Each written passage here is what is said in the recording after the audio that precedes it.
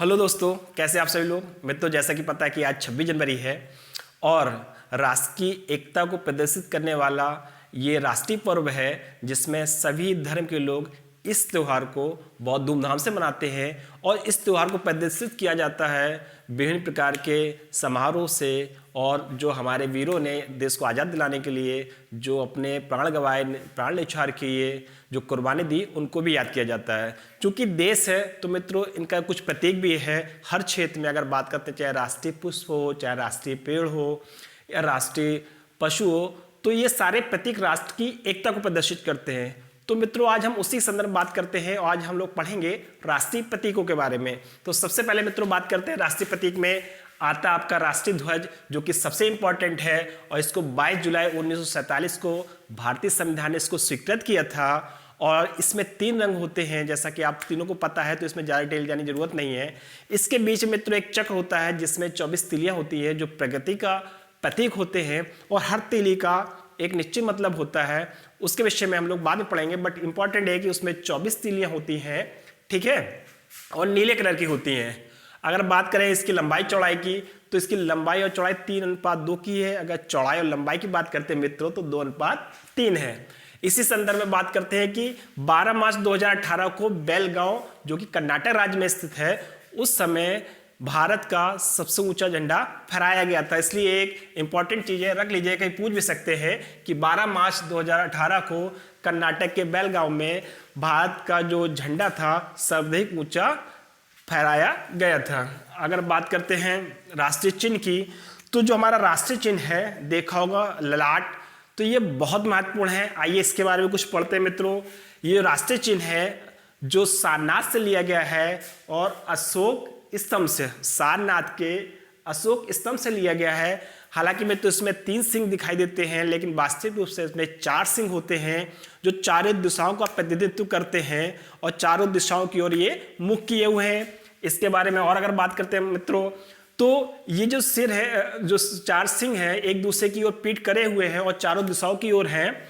और इसके साथ साथ अगर बात करते हैं कि ये किसका प्रतीक होता है, तो जो सिंह होता है या शेर है जो राष्ट्रीय चिन्ह अशोक का, तो साहस निर्भीकता का प्रतीक होता है। अगर बात करते हैं अशोक चिन्ह की, तो उसकी और खूबियां हैं जो एग्जाम में पूछी गई हैं और पूछी जा सकती है कि जो अशोक का चिन्ह है, राष्ट्रीय चिन्ह जो अपनाया गया अशोक स्तंभ, तो उसमें एक पट्टी बनी है। तो पट्टी की बात करें तो पट्टी के मध्य में एक धम्म चक्र बना है, देखा होगा गोल से, जैसे राष्ट्रीय तिरंगे में है 24 तीलियों वाला, ठीक वैसे ही उसमें भी एक चिन्ह बना है राष्ट्रीय गोल चक्रियों में, उसे धम्म चक्र कहा गया है। उसमें 24 तीलियां हैं और हर तीली का एक विशेष महत्व होता है। जैसे कि मैंने बताया कि मैं इसके विषय में हर एक तीली का क्या महत्व बाद में बताऊंगा। अभी इंपॉर्टेंट है कि जो धर्म चक्र है उसमें कितनी तीलियां मित्रों, 24 तीलियां हैं और वो पट्टी के ऊपर है। और अगर बात करते हैं इस चक्र के दाईं ओर की, तो मित्रों ये भी इंपॉर्टेंट है, ये क्वेश्चन आया हुआ है, आने की पूरी संभावना भी आने वाले एग्जाम्स में, कि जो पट्टी है, जो पट्टी की अगर बात करते हैं चक्र, जो अशोक चक्र है उसके दाईं ओर बात करते हैं तो एक सांड का चिन्ह है, कुछ जिसको बैल भी कह सकते हैं, लेकिन सांड का चिन्ह है दाईं ओर, और ये कृषि प्रधान अर्थव्यवस्था का प्रतीक है। याद रखिएगा जो मित्रों, जो चक्र के दाईं ओर जो सांड का निशान है वो कृषि प्रधान, भारतीय कृषि प्रधान जो देश है उसकी अर्थव्यवस्था का प्रतीक है। अगर बाईं ओर मित्रों बात करते हैं तो बाईं ओर घोड़ा है, याद रखिएगा, दाईं ओर सांड है तो बाईं ओर घोड़ा है। इसका मतलब होता है ये जो घोड़ा है शक्ति का, परिश्रम का और गतिशीलता का प्रतीक होता है। अगर बात करते हैं इसको स्वीकृत कब किया गया, तो 26 जनवरी 1950 को इस राष्ट्रीय चिन्ह को हमारे संविधान द्वारा इसको स्वीकृत किया गया था, भारत सरकार द्वारा स्वीकृत किया गया था। और अगर बात करते हैं इसी फलक के नीचे एक पट्टी है, उस पट्टी पर लिखा है मित्रों सत्यमेव जयते। क्या लिखा है मित्रों? सत्यमेव जयते। और ये जो शब्द है इसका मतलब होता है सत्य की ही विजय होती है। और ये सत्यमेव जयते है मुंडक उपनिषद, जो कि वेद का एक भाग है उपनिषद, तो मुंडक उपनिषद से लिया गया है सत्यमेव जयते। इसका मतलब होता है मित्रों सत्य की ही जीत होती है। अब मित्रों अगर बात करें दूसरा जो राष्ट्रीय प्रतीक है राष्ट्रीय पंचांग, तो ग्रेगोरियन कैलेंडर है हम लोग के भारत में, उसके अलावा हम लोग का राष्ट्रीय पंचांग भी है। अगर राष्ट्रीय पंचांग की बात करें तो ये हमारा शक संवत पे आधारित है, याद रखिएगा मित्रों, शक संवत पे आधारित है और जिसका पहला महीना चैत होता है। और चैत की अगर बात करें तो पहली जो तारीख पड़ती है सामान्य रूप से वो पड़ती है 22 मार्च की। याद रखिएगा जो चैत है वो 22 मार्च उसका पहला दिन पड़ता है चैत का, और इसको स्वीकृत किया गया था 22 मार्च 1957 को। मैं तो ये डेट मैं इसलिए बता रहा हूँ, ये कंपटीशन में पूछा ही जाता है राष्ट्रीय प्रतीकों के बारे में, उनकी जो स्वीकृति दिनांक है या डेट है उसके बारे में पूछ लिया जाता है, इसलिए मैं बार बार बता रहा हूँ कि राष्ट्रीय जो पंचांग है 22 मार्च 1957 को स्वीकृत किया गया था। और इसका जो पहला महीना मित्रों चैत है, और अगर चैत का पहला दिन है तो वो तारीख होती है 22 मार्च सामान्यतः, और अगर वैसा पूछा जाए तो वो 21 मार्च होगी। याद रखिएगा 22 मार्च सामान्यतः पहला दिन होता है, और अगर ये लीप वर्ष है तो होगा 21 मार्च। ठीक है। अगर बात करते हैं मित्रों राष्ट्रीय पशु की, तो राष्ट्रीय पशु जैसा कि सबको पता है हमारा बाघ है, अंग्रेजी में इसको टाइगर कहते हैं, और इसका वैज्ञानिक नाम मित्रों अगर पूछा जाए तो इसका नाम होता है पैंथेरा टिग्रिस। याद रखिएगा मैं वैज्ञानिक नाम इसलिए बता रहा हूँ कि एग्जाम्स में आता रहता है तो कुछ भी पूछा जा सकता है, इसलिए बता रहा हूँ कि जो राष्ट्रीय हमारा पशु है वो है बाघ, उसको वैज्ञानिक नाम दिया गया है पैंथेरा टिग्रिस। और ये जो है शालीनता का, फुर्ती का, दृढ़ता का व अपार शक्ति का भंडार है, इसी कारण इसको हमें राष्ट्रीय पशु में स्वीकृति प्राप्त हुई है, इसको स्वीकृत किया गया है। ठीक है। आपने देखा ही होगा रॉयल बंगाल टाइगर, तो ये बहुत खूबसूरत पशु है और इसको राष्ट्रीय प्रतीक के रूप में, राष्ट्रीय पशु के रूप में स्वीकृत किया गया है। और जिस समय स्वीकृत किया गया था मित्रों उस समय टाइगर की संख्या बहुत कम हो गई थी, क्योंकि शिकार के कारण इनकी दिन प्रतिदिन संख्या घटती जा रही थी। तो इस ओर भारत सरकार बहुत चिंतित हुई थी, और इसी ओर ध्यान देते हुए 1973, याद रखिए मित्रों डेट 1973, मतलब 1973 का जो टाइगर प्रोजेक्ट चलाया गया था, ये डेट याद रखिएगा, क्वेश्चन पूछ सकते हैं।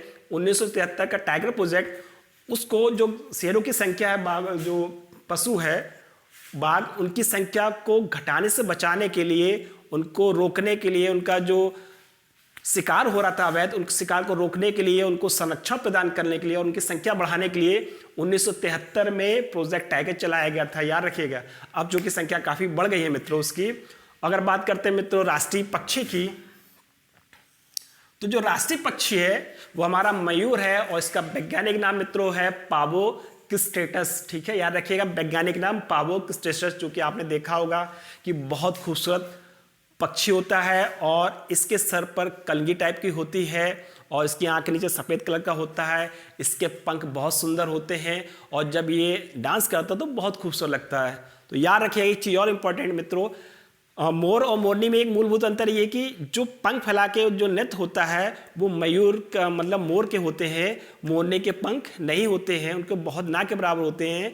लेकिन जो मोर के पंख होते हैं, जो विशाल मात्रा में मोरनी को अपनी ओर अट्रैक्ट करने के लिए या बहुत खुश होता है, उसको जब फैलाता है तब बहुत खूबसूरत लगता है।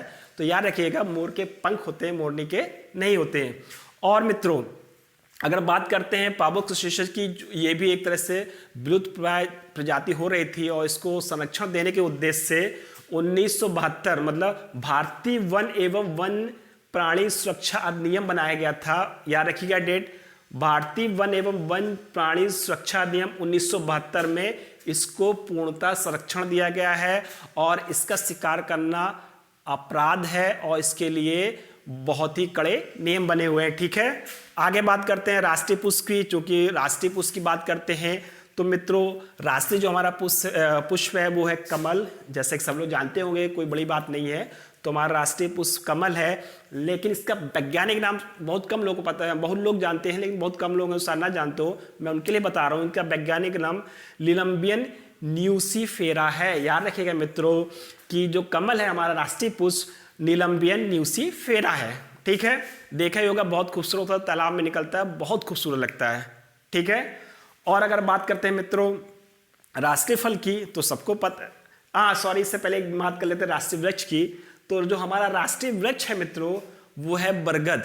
बरगद बहुत मायने रखता है हर चीज़ में, अपनी विशालता के कारण और अपनी समृद्धता के कारण, और इतनी विशालता होती है और लंबी आयु के कारण। याद रखिएगा विशाल आयु के कारण जो बरगद है उसकी आयु बहुत लंबी होती है। और एक खूबसूरती और होती है जो उसको अमर बना देती है, वो ये होती है कि जो उसकी जड़ें होती हैं बरगद की, जब वो बरगद की जड़ें होती हैं तो जड़ के अंदर फिर किले फूट जाते हैं, वो जड़ें भी एक नए पेड़ का रूप धारण कर लेती हैं। तो ऐसी प्रवृत्ति और किसी पेड़ में नहीं पाई जाती है, केवल और केवल पाई जाती है राष्ट्रीय वृक्ष बरगद में। तो इस सब की चीजों को देखते हुए इस पेड़ को अमर बना दिया गया है। इस खूबी ने बरगद पेड़ को अमर बना दिया है, और इस खूबी को देखते हुए, इतनी विशालता को देखते हुए और लंबी आयु को देखते हुए इसको हमें राष्ट्रीय वृक्ष के रूप में स्वीकार किया गया है, या इसको स्वीकृति मिली है। आगे मित्रों अगर बात करते हैं राष्ट्रीय फल की, तो राष्ट्रीय फल आप सभी जानते हैं, हमारा राष्ट्रीय फल आम है, लेकिन वैज्ञानिक नाम मित्रों इसका है मैंगीफेरा इंडिका। ठीक है, मैंगीफेरा इंडिका इसका वैज्ञानिक नाम है मित्रों। और प्राचीन काल की बात करें तो अलेक्जेंडर और हेंगशांग, जो चीनी यात्री था हेंगशांग और एक अलेक्जेंडर थे, इन दोनों ने ही भारतीय आम का स्वाद चखा था। और अगर मध्यकाल की बात करते हैं मित्रों, तो अकबर ने दरभंगा नामक एक स्थान है जो कि बिहार राज्य में स्थित है मित्रों, दरभंगा नामक स्थान जो कि बिहार राज्य में स्थित है, वहां पे कम से 10,000 पेड़ लगाए थे। ठीक है, और वर्तमान समय में मित्रों ये जो जाना जाता है लखी बाग के नाम से प्रसिद्ध है। किस नाम से मित्रों? लखी बाग से, याद रखिएगा। अब मित्रों बात करते हैं राष्ट्रीय नदी की। चूंकि हमारी राष्ट्रीय नदी भी है जो अभी घोषित की गई है, अगर राष्ट्रीय नदी की बात करते हैं तो वो है गंगा, और ये भारत में प्रभावित होने वाली मित्रों सबसे लंबी नदी है। और इसकी लंबाई की बात करते हैं मित्रों, इसकी लंबाई 2525 किलोमीटर है, कहीं 2510 मील जाता है, तो 2525 किलोमीटर है। और इसका जो उद्भव है मित्रों, याद रखिएगा, गंगोत्री हिमनद है। कई बार एग्जाम में आया है ये क्वेश्चन।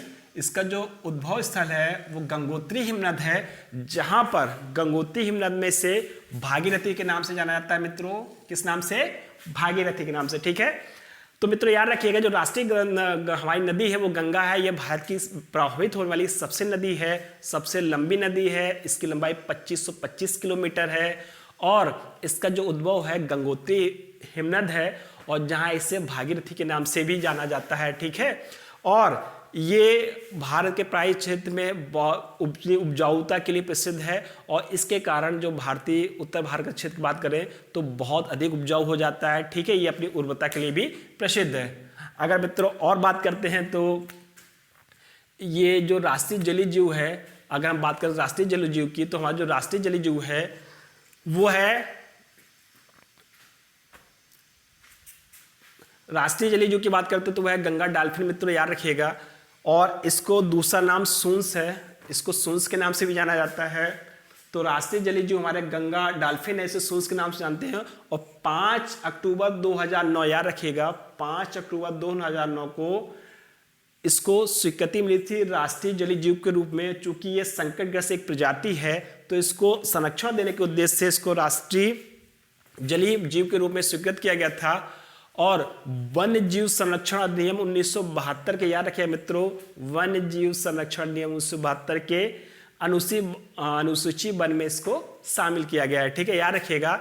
तो हमारा राष्ट्रीय जलीय जीव गंगा डाल्फिन है, इसको सूंस के नाम में सूंस के नाम से जानते हैं, और इसको जो स्वीकृत हुआ था 5 अक्टूबर 2009 थी। ठीक है, आगे बात करते हैं मित्रों राष्ट्रीय विरासत पशु की। तो राष्ट्रीय विरासत पशु जो हमारा हाथी है, और इसकी जो स्वीकृति मिली थी 22 अक्टूबर 2010 को, इसको राष्ट्रीय विरासत पशु के रूप में स्वीकृत किया गया था। और इसके साथ साथ केरल, कर्नाटक, झारखंड का ये राष्ट्रीय पशु भी है, याद रखिएगा। राष्ट्रीय विरासत पशु के साथ साथ ये केरल, कर्नाटक, झारखंड का भी राजकीय पशु है।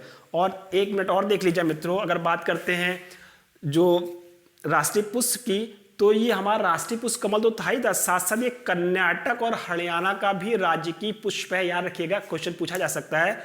कर्नाटक और हरियाणा का भी राजकीय पुष्प है कमल। और मित्रों अगर बात करते हैं राष्ट्रीय मुद्रा की, जो राष्ट्रीय मुद्रा है मित्रों वो रुपए है, और इसकी स्वीकृति डेट है जो मुद्रा के रूप में स्वीकार किया गया था वो 15 जुलाई 2010 है, याद रखिएगा, 15 जुलाई 2010 इंपॉर्टेंट है। इसको स्वीकृति मिली थी, और इसमें 2 लिपि थी, एक थी देवनागरी लिपि में जो है वो आर है, और एक और लिपि है रोमन लिपि। हो सकता कहीं पूछ सकते हैं कि जो राष्ट्रीय रुपए है, मुद्रा रुपए की स्वीकृति हुई, कौन कौन सी 2 लिपियों का समामेलन है। ठीक है, तो याद रखिएगा 2 लिपियां हैं, एक तो भारतीय देवनागरी लिपि आर है और दूसरी रोमन लिपि आर है। तो दोनों को मिलाने से जो प्रतीक बना था वो ये था, पहले आर है, बीच में एक डंडा हो गया, तो ये बन गया हमारे राष्ट्रीय मुद्रा का प्रतीक। तो मित्रों ये था आज के राष्ट्रीय प्रतीकों के बारे में। तो उम्मीद है मेरी जो छोटी सी जानकारी है आप लोगों को पसंद आई होगी और आपके आने वाले एग्जाम में महत्वपूर्ण साबित होगी। तो मित्रों आज के लिए इतना बहुत है। एक बार फिर से जय हिंद, जय भारत। आप सभी